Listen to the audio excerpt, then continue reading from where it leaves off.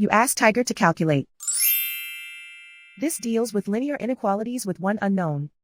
The final result is u equal or smaller than -1. Let's solve it step by step. Group all constants on the right side of the inequality. Subtract 14 from both sides.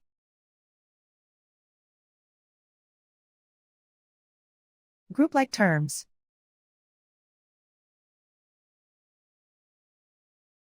Simplify the arithmetic.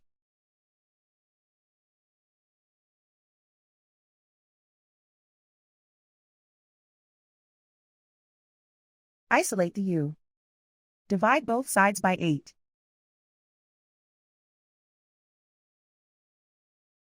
Simplify the fraction.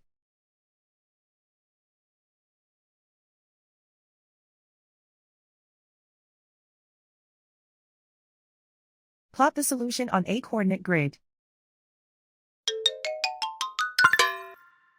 And so the final result is u equal or smaller than -1.